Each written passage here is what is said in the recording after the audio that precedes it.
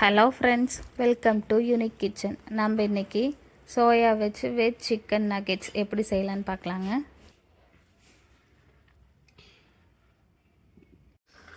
இப்போ அதுக்கு ஃபஸ்ட்டு சுடு தண்ணி வச்சுக்கலாங்க. சோயா பீன்ஸ் வேக வைக்கிறதுக்கு தண்ணி நல்லா சூடாகட்டுங்க. அப்போ நம்ம சோயா பீன்ஸ் உள்ளே போட்டுக்கலாம். இன்னொரு சைடு வந்து உருளைக்கிழங்கு வேக வச்சுக்கலாங்க.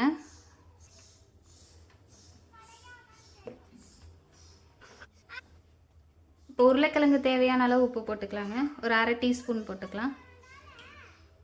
இப்போ உருளைக்கிழங்கு வேகட்டுங்க. இப்போ தண்ணி நல்லா சூடாயிடுச்சுங்க. சோயா பீன்ஸ் போட்டுக்கலாம். இப்போ 110 கிராம் சோயா பீன்ஸ் எடுத்து வச்சுருக்கேங்க, போட்டுக்கலாம்.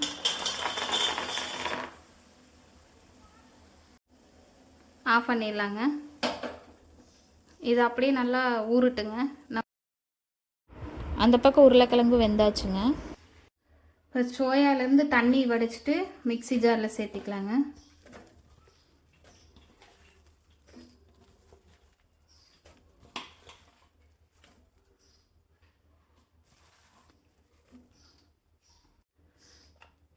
அரைச்சதை ஒரு பவுலுக்கு மாற்றிக்கலாங்க.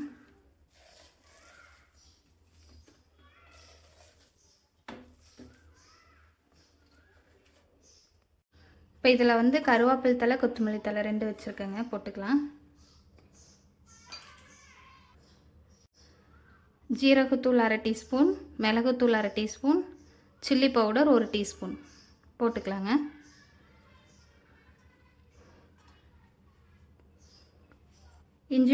இஞ்சி பூண்டு பேஸ்ட் 1 டேபிள் ஸ்பூன், உப்பு 1/2 டீஸ்பூனுங்க.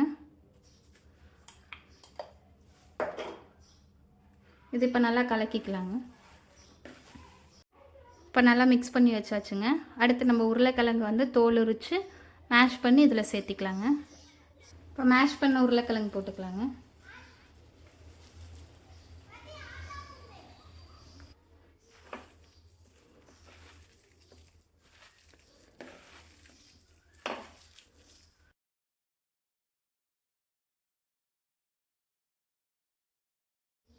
இப்போ 2 டேபிள் ஸ்பூன் கார்ன்ஃப்ளவர் மாவு போட்டுக்கலாங்க.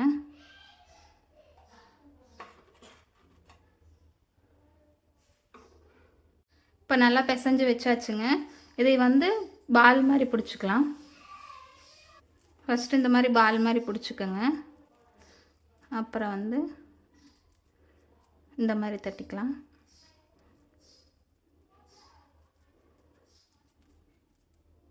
ஓவல் ஷேப்பில் பிடிச்சிக்கோங்க. இப்போ இதே மாதிரி எல்லாத்தையும் பிடிச்சி வச்சுக்கலாங்க. இப்போ எல்லாமே ஓவல் ஷேப்பில் பிடிச்சி வச்சாச்சுங்க. இதுக்கு ஒரு பேஸ் வேணும், அது எப்படி செய்யலான்னு பார்க்கலாம். கார்ன்ஃப்ளவர் வந்து 2 டேபிள் ஸ்பூன், மைதா வந்து 6 table spoon, pepper powder 1/2 teaspoon போட்டுக்கலாங்க. சால்ட் 1/2 டீஸ்பூன், கொஞ்சமாக தண்ணி விட்டு கலக்கிக்கலாங்க.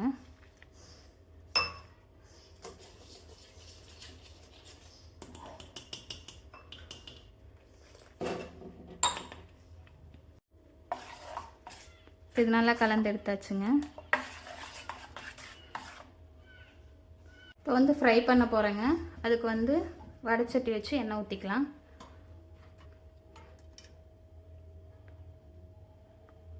இப்போ இந்த ஓவல் ஷேப்பில் ரெடி பண்ணி வச்சுருக்கிறது இருக்குங்களா, அதை வந்து இந்த மைதா கார்ன்ஃப்ளவர்லாம் இருக்குது இல்லைங்களா, அதில் டிப் பண்ணி எடுத்து பிரெட் க்ரம்ஸில் போட்டு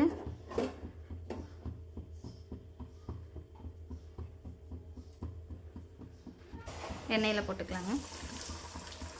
இப்போ இதே மாதிரி எல்லாத்தையும் நம்ம பொரிச்சு எடுத்துக்கலாம். திருப்பி விட்டுக்கலாங்க.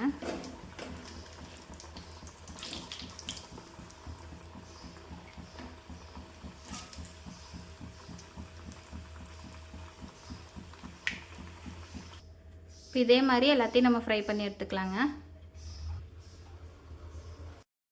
இப்போ எல்லாத்தையும் பொரிச்சு எடுத்தாச்சுங்க. இதே மாதிரி செஞ்சு பாருங்கள். நம்ம சேனல் லைக் பண்ணுங்கள், இந்த வீடியோவை ஷேர் பண்ணுங்கள் அண்ட் சப்ஸ்கிரைப் பண்ணி வச்சுக்கோங்க.